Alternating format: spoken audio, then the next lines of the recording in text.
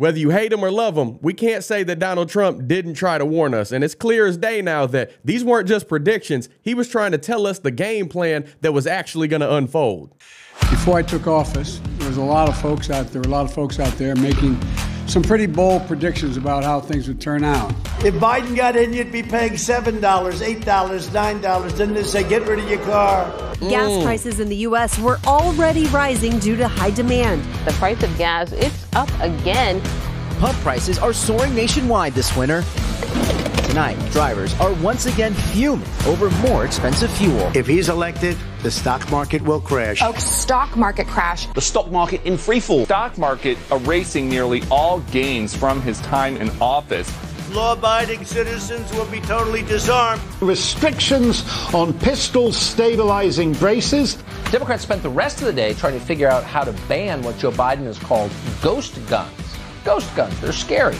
We need to ban assault weapons and high-capacity magazines. Because basically what he's saying is he is going to destroy the oil industry. The Keystone Pipeline project is on hold. This comes after President Biden signed an executive order revoking the permit. If he gets in, you will have a depression the likes of which you've never seen. Your 401ks will go to hell. Joe Biden has not cut the deficit. The only thing he cut was my 401k to a 201k. Yeah. George Washington was a slave owner. Was George Washington a slave owner? So will George Washington now lose his status? Are we going to take down, are we going to take down statues to George Washington? Now destruction of America's monuments to its leaders. George Washington toppled in Portland. They lit an American flag on fire. Look at that, wrapping it around the head of a George Washington statue before knocking down that monument. Black Student Union President Mohalet Mesfin says her organization put it in writing, presenting a list of 7 demands to the University of Washington, focusing on diversity requirements, hiring more black faculty. And then, of course, removing the George Washington statue. Tonight, win or lose, the results for Republicans, how much of that will be because of Donald Trump? Well, I think if they win, I should get all the credit. And if they lose, I should not be blamed at all, okay? But it'll probably be just the opposite. Some Republicans directly accusing the former president of hurting the party's chances by endorsing weaker candidates. Joe Biden and the radical left's outrageous campaign against law enforcement is the major reason violent crime is surging in Democrat-run cities all across the nation. Where you have a Democrat-run city, you have a city with problems. Okay, you and your family will never be safe. And I don't count drunk driving as a felony. Rioters and criminals will be totally protected. Do you commit to cutting incarceration by 50% if elected? We can do it more than that. There will be no safety, no security, no peace, no justice, no one to protect you, and no one to defend the American way of life. Hold up. Wait a minute. Something ain't right. My goodness. You can't make this up. The man was spot on. This man was on the money since the beginning. Now, disagree with some of the ways he carries himself and how he can be rude and brash at times, but when it comes to a president, Americans need to wake up and realize that it's not about a personality. It's about policy. And Trump's policies, what he delivered while he was in office in only the 4 years, the one term that he served, was great for all Americans and all America as a whole, home of the free because of the brave. You know, he respected and honored the brave men and women out there fighting in the law enforcement, firefighters, healthcare workers. He honored those people. Now they're demonized and told that they're the wrong ones, that they're bad. But they keep these streets safe, these borders safe and all of that. And I'm not naive enough to believe that, you know, elections change the landscape completely, but they definitely help. At the end of the day, though, I do possess a level of discernment and realization that if your eyes aren't up on the one true king on the throne, Jesus Christ, then it really don't matter at the end of the day. If you're not living your life pursuing that, then you will always wind up empty and lose out on eternal salvation. It don't matter if Donald Trump, Joe Biden, Barack Obama, George Washington, or Abe Lincoln is in office. None of them can dish out eternal peace and salvation. Only repentance, only forgiveness, and only righteousness in the name of the triune God, the Father, Son, Holy Spirit, what I believe in, what you should as well. Only putting your focus on that can make that happen. That's a fact. But in terms of this topic right here, since we're going to have the discussion, let's do that. Of course, having a strong leader in the White House can help to an extent, but if the majority of society still believes that truth is relative, you can change your gender, you can push all these extremely sexualized ideas and sin, and that be an okay way of living, and, you know, don't have common sense, you don't have the ability to take a step back and have logical thinking and dive deeper than surface level, all the smoke and mirrors that the media pushes, then hey, a lot of people are going to wind up depressed and get left behind. It don't matter who's in the big house. It blows my mind that when somebody is correct, when they call it like they see it, and that ends up coming into fruition and turning out to be true, it's crazy that if that's someone, if you tell people that it was Donald Trump, they'd almost rather have acid poured down their ears than their pride and their egotistical falsehoods be proven that they were wrong all along. You're fired.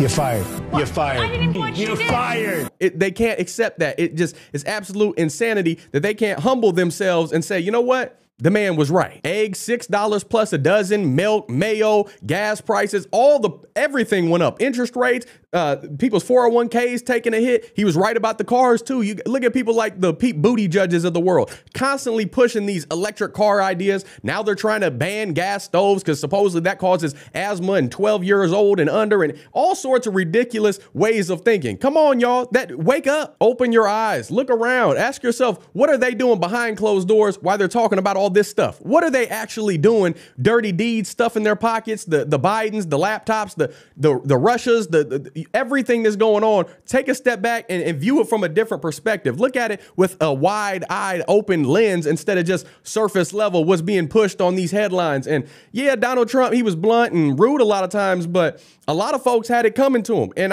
that doesn't mean that we have to act the same way as he did. We should still keep pursuing the perfect example of Jesus Christ always, but he was honest. He was honest. And although it may upset some people, hurt some feelings, it needed to be said. You know, people are out here portraying themselves as they're wolves in sheep's clothing. They're portraying themselves as the light, but Satan disguised himself as the light as well. Don't buy into the hype. Our country was thriving when Trump was at the helm, and we voted him in to get the job done. Well, I didn't, because I was still brainwashed and on the left in 2016, but people a lot more wise than I was at the time, they made that thing happen, and he executed the job requirements. And unless we get a strong Christian man running in 2024, I can promise you I'll be voting for Donald J. Trump. He has my vote. I'll be casting that ballot. I don't know if it'll be counted or harvested or whatever you want to label it as, but I'm here for all the crazy tweets, and whether it's he or DeSantis that wins, get your popcorn ready. And I just got to add that just in case Donald Trump doesn't win and he isn't in the mix moving forward, I mean, the man is 80 years old. At some point, he might just want to chill and not deal with all this hostility and the hate and animosity that's tossed on him and his family, and, you know, having to be the leader of the free world and all this chaos. He may want to just take a step back and relax, and that's okay. But thank God we have people like Carrie Lake, Byron Donalds, Marjorie Taylor Greene. We got the Lauren Boeberts. We got Matt Gaetz, Ron DeSantis,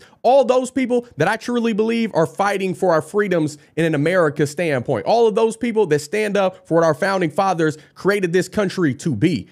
Salute to people like them. So keep praying, keep pushing back, keep calling out the evil, wicked sin when you see it. Judge with righteous judgment. Don't just judge off mere appearances. We're called to hate sin. Don't fall back on the lackluster Christians that want to say, oh, we shouldn't judge. You got a log in your own eye. Don't judge your fellow brother's eye. No. We're called to judge with righteous judgment, and Jesus hated sin. Are we perfect? No. But we're called to guide our brothers and sisters that don't know the love of Jesus Christ, that don't know God, don't fear God. We're called to guide them to the righteous path, to the kingdom, to get those people to salvation so they don't get left behind when, you know, Jesus comes rolling in and has the angels with him to gather up those of us that are saved. So point it out, keep doing that. Don't fold. Don't worry about being canceled. And I promise you, like Isaiah 26:4 says, trust in the Lord forever. For the Lord himself is the rock eternal. And then Joshua 1 verse 9 says, have I not commanded you? Be strong and courageous. Do not be afraid. Do not be discouraged, for the Lord your God will be with you